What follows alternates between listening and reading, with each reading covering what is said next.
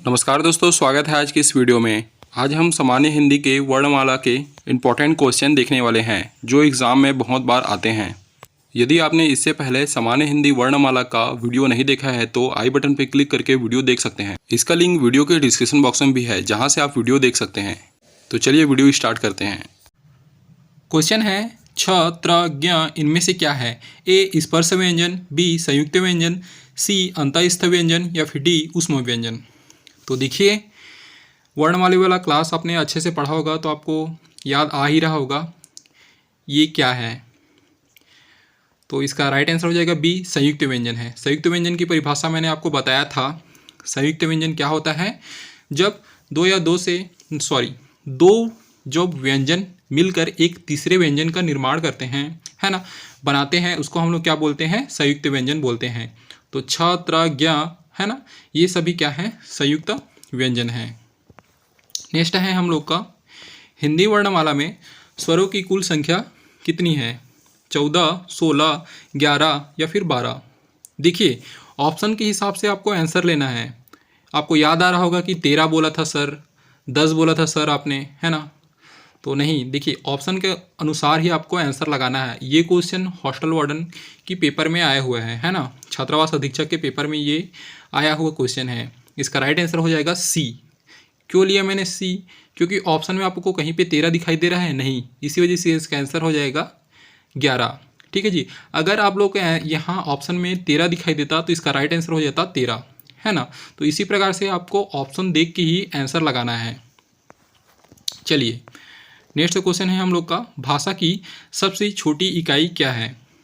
शब्द, व्यंजन, स्वर और वर्ण।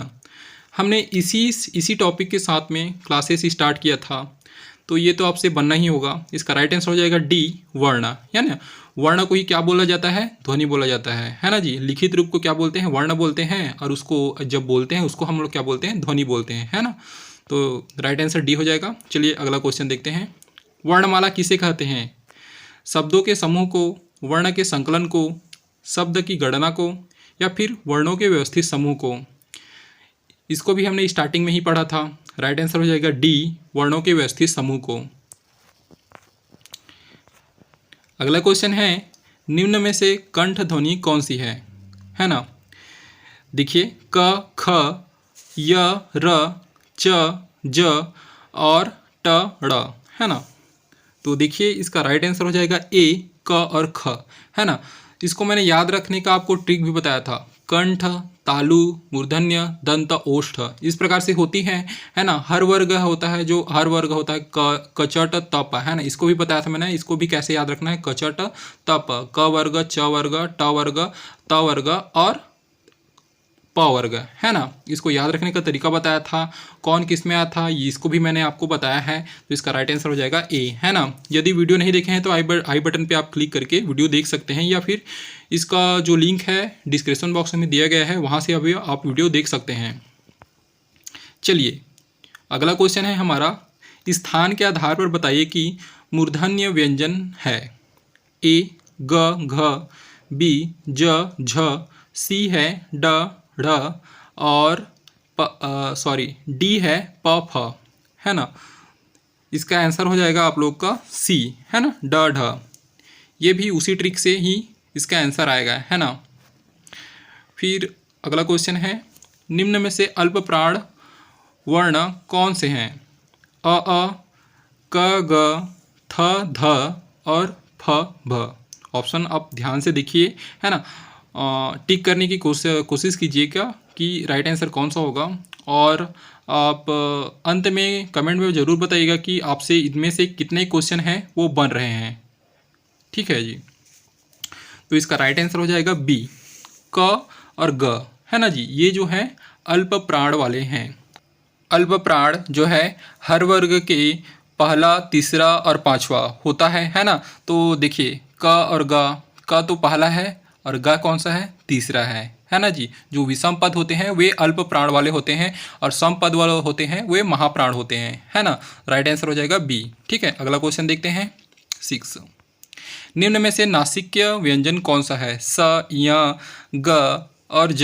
राइट आंसर हो जाएगा बी। मैंने आपको बताया था कि हर वर्ग का जो अंतिम अंतिम वर्ण होता है, यानी कि पांचवा वर्ण। हर वर्ग में 5 ही वर्ण होते हैं ना, तो पांचवा जो वर्ण होता है वही होता है। तो यहाँ हम लोग का क्या है, पांचवा वर्ण है। तो हर वर्ग का जो पांचवा वर्ण होता है वो नासिक के होता है। ठीक है, याद रखिएगा, राइट आंसर बी है।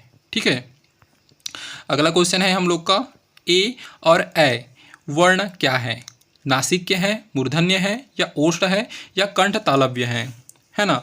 इसका राइट आंसर हो जाएगा डी, कंठ तालव्य है। ठीक है जी, इसको भी मैंने आपको चित्र के माध्यम से बताया था। ठीक है, तो आप वीडियो जरूर देखिएगा। अगला क्वेश्चन है, हिंदी वर्णमाला में आयोगवाह वर्ण कौन से हैं? अ, आ, ई, उ, या अंग अहा। तो फिक्स है, इसका आंसर हो जाएगा डी, अंग अहा, आयोगवाह। निम्न में से बताइए किस शब्द में द्वैत व्यंजन है? पुनः, इलाहाबाद, दिल्ली, उत्साह। इसका राइट आंसर हो जाएगा सी, दिल्ली। देखिए, दिल्ली में ल जो है 2 बार उपयोग में लाया गया है। जो पहली बार लाया गया है वो आधा ल है, और दूसरी बार लाया गया है वो पूर्ण ल है ना। तो इसी को द्वैत व्यंजन बोला जाता है, जब एक वर्ण का 2 बार प्रयोग किया जाता है, एक बार आधा और एक बार पूर्ण रूप में उपयोग में लाया जाता है, तो इसको द्वैत व्यंजन बोला जाता है।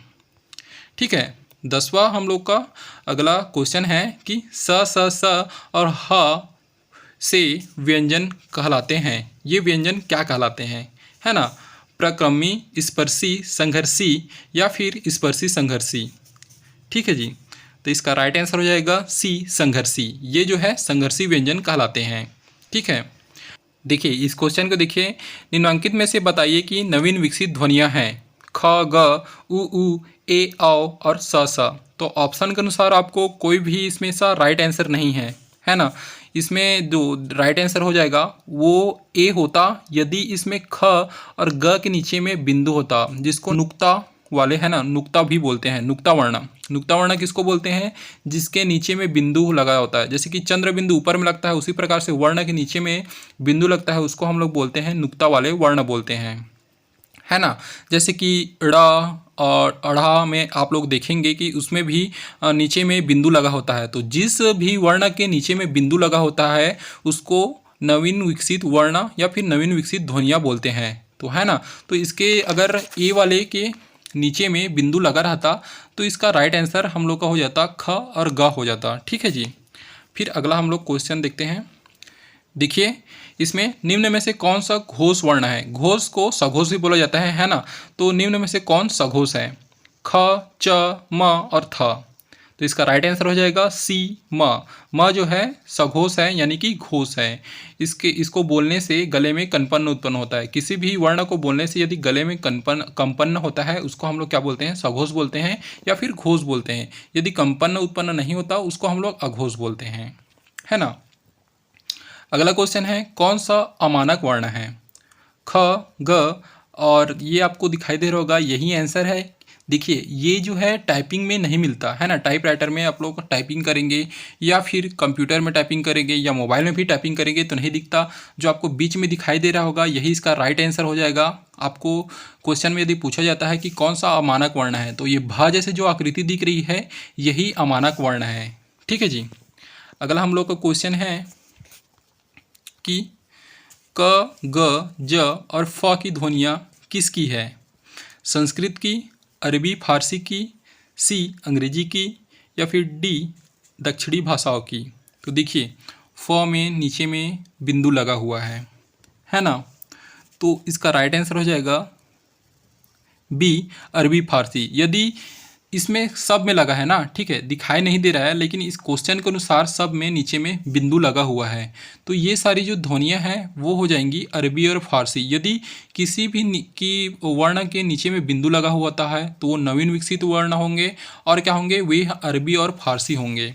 ठीक है जी, और यदि ऊपर में अर्धचंद्र बिंदु रहेगा, अर्धचंद्र बिंदु जिसमें चंद्र बिंदु रहता है उसमें बिंदु नहीं रहता, केवल अर्धचंद्र रहता है, वो हम लोग का क्या हो जाएगा? अंग्रेजी की ध्वनियाँ कहलाएंगी। क्वेश्चन है, हिंदी में मूलतः वर्णों की संख्या कितनी है? 50, 51, 52 या फिर 53? तो आपको याद होगा कि हमने पढ़ा था कि हिंदी वर्णमाला में लेखन के अनुसार वर्णों की जो कुल संख्या है वह 52 है, लेखन के अनुसार से। ठीक है जी, और यदि उच्चारण के अनुसार से बोला जाए तो 45 है। इसका राइट आंसर हो जाएगा सी। अगला क्वेश्चन देखते हैं छ ध्वनि किसके अंतर्गत आती है? मूल स्वर, घोष स्वर, संयुक्त वर्ण या फिर तालव्य? ये आएगा हम लोग का आंसर सी, संयुक्त वर्ण, है ना। ऊपर भी हमने देखा था छ जो है ध्वनि किसके अंतर्गत आती है? ध्वनि, ध्वनि को ही वर्ण बोलते हैं ना, पहले भी देख चुके हैं। तो छ ध्वनि किसके अंतर्गत आती है? संयुक्त वर्ण, है ना। संयुक्त वर्ण किसको बोलते हैं? जो दो व्यंजनों से मिलकर बनता है। क्वेश्चन है ज्ञ वर्ण किस वर्ण के संयोग से बनता है? तो ज य या फिर अथ ज य या फिर ज ध या फिर ज य, है ना। तो ये बनता है आधा ज और य के संयोग से, यानी राइट आंसर हो जाएगा बी। ठीक है जी, 18 का आंसर बी हो जाएगा। अगला क्वेश्चन है अघोष वर्ण है अ, ज, झ, ह या फिर स। तो देखिए इसका आंसर हो जाएगा डी, स जो है अघोष है। क्वेश्चन है घ का उच्चारण कौन से स्थान से होता है? मूर्धन्य, कंठ, तालु या फिर दंत? तो इसका राइट आंसर हो जाएगा बी, कंठ से, है ना। वर्गों के बारे में हमने पढ़ा था कि कौन सा वर्ग का उच्चारण कहाँ से होता है ना जी। इनमें से संयुक्त व्यंजन कौन सा है?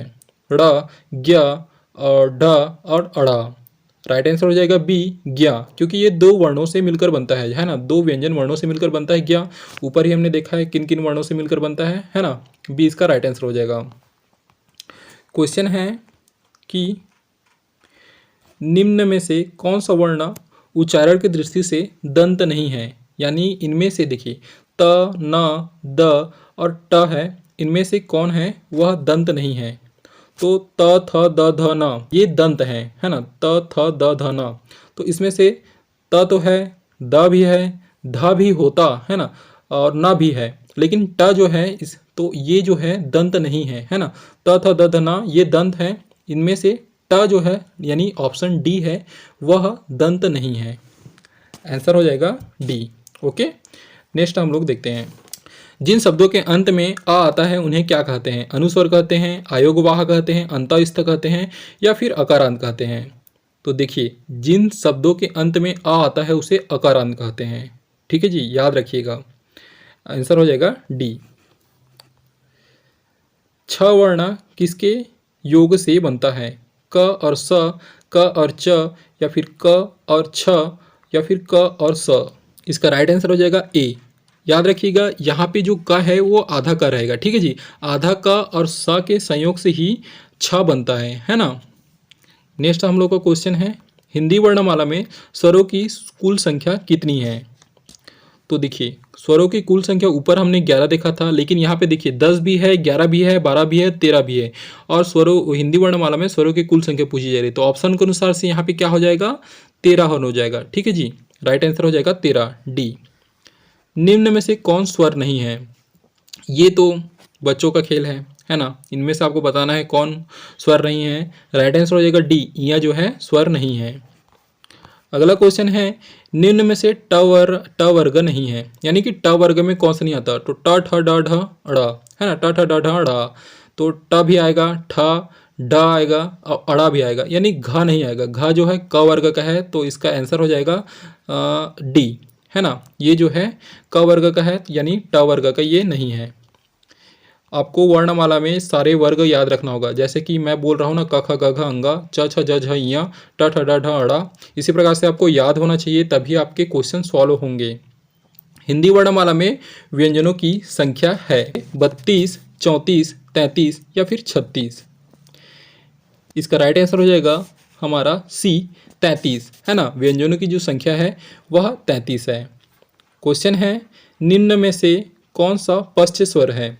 पश्च स्वर बताया था जीभ के अनुसार से, जीभ के पिछले भाग से निकलेगा तो पश्च स्वर कहलाता है, अग्र भाग से निकलता है वो अग्र स्वर कहलाता है, मध्य भाग से निकलता है वो मध्य स्वर कहलाता है ना। तो इसका राइट आंसर हो जाएगा ए, अ। ठीक है जी, इसका राइट आंसर हो जाएगा ए, अ। 10वां है निम्नलिखित में से योगवाह, ये योगवाह लिखा है प्रिंट मिस्टेक के कारण, ये अयोगवाह है। ठीक है जी, अयोगवाह है। विसर्ग, महाप्राण, संयुक्त व्यंजन या अल्प प्राण? तो विसर्ग है ना। विसर्ग होता है और अनुसर्ग होता है, ये हम लोग का क्या होगा? अयोगवाह कहलाता है। तो हमारा राइट आंसर हो जाएगा ए, विसर्ग। क्वेश्चन है छ ध्वनि का उच्चारण स्थान है दंत, ओष्ठ, तालव्य या फिर इनमें से कोई नहीं। राइट आंसर हो जाएगा इसका सी तालव्य। क्वेश्चन है निम्न में से कौन सा संयुक्त व्यंजन नहीं है छ, स, त्र या फिर ज्ञ। देखिए ए है वो संयुक्त है, ऊपर में बहुत सारे क्वेश्चन में हमने देखा है। त्र भी है वो भी दो वर्णों से मिलकर बनता है, ज्ञ भी है वो भी दो वर्णों से मिलकर बनता है, लेकिन स जो है दो वर्णों से मिलकर नहीं बनता। तो इसका आंसर हो जाएगा बी, ये संयुक्त व्यंजन नहीं है। क्वेश्चन है तालव्य व्यंजन है च, छ, ज, झ या फिर ट, ठ, ड, ढ या फिर त, ठ, ड, ध या फिर प, फ, ब, भ। इसका आंसर हो जाएगा ए, च, छ, ज, झ। ठीक है जी, इसका आंसर हो जाएगा च, छ, ज, झ ए। क्वेश्चन है यह अलावा किस वर्ग के व्यंजन हैं तालव्य, ऊष्म, अंतःस्थ या फिर ओष्ठ। ये जो है इसका आंसर हो जाएगा सी अंतःस्थ। ये जो है अंतःस्थ व्यंजन है। अनुनासिक का संबंध होता है केवल नाक से, केवल मुंह से, नाक और मुंह से या फिर डी इनमें से किसी में से नहीं। इसका आंसर हो जाएगा सी नाक और मुंह से। अनुनासिक का संबंध जो है नाक और मुंह दोनों से होता है। अनुनासिक व्यंजन कौन से हैं प्रथम वर्ग के प्रथम, वर्ग के तृतीय या फिर वर्ग के चतुर्थ या वर्ग के पंचम अक्षर। राइट आंसर हो जाएगा डी। ऊपर ही मैंने आपको बताया था कि हर वर्ग के जो पंचम अक्षर होते हैं यानी पांचवें अक्षर होते हैं वे अनुनासिक होते हैं, है ना। नासिक के से निकलते हैं, नासिक के बोलते हैं या अनुनासिक बोलते हैं इनको, है ना। क्वेश्चन है हिंदी वर्णमाला में स्वरों की संख्या है 8 है, 9, 11 या फिर 14।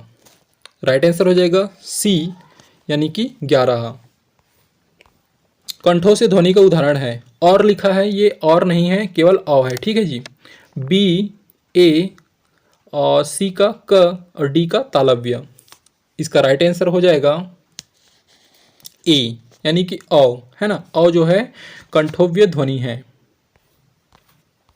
क्वेश्चन है भाषा निर्माण की इकाइयों की सही अनुक्रम है शब्द, ध्वनि, वाक्य, पद। बी है शब्द, वाक्य, ध्वनि, पद। सी है पद, वाक्य, ध्वनि, शब्द और डी है ध्वनि, शब्द, पद, वाक्य। हमने पहले ही देखा है कि ध्वनि को ही क्या बोलते हैं, वर्ण बोलते हैं। जो सबसे छोटी इकाई होती है तो सबसे छोटी इकाई को पहले लिखेंगे, है ना। तो इसका राइट आंसर हो जाएगा डी। ध्वनि सबसे पहले आएगा, फिर शब्द आएगा, फिर पद आएगा, फिर वाक्य आ जाएगा, है ना। तो राइट आंसर हम लोग का क्या हो जाएगा, डी हो जाएगा। अगला क्वेश्चन देखते हैं प्रयत्न के आधार पे ला किस प्रकार की ध्वनि है पार्श्विक, उच्छिप्त, प्रकंपित या फिर संघर्षहीन। इसका आंसर हो जाएगा ए पार्श्विक। इस वीडियो में बस इतना ही। आगे भी इसी प्रकार से एग्ज़ाम की तैयारी के लिए हमारे इस YouTube चैनल को जरूर सब्सक्राइब कीजिएगा। वीडियो देखने के लिए धन्यवाद।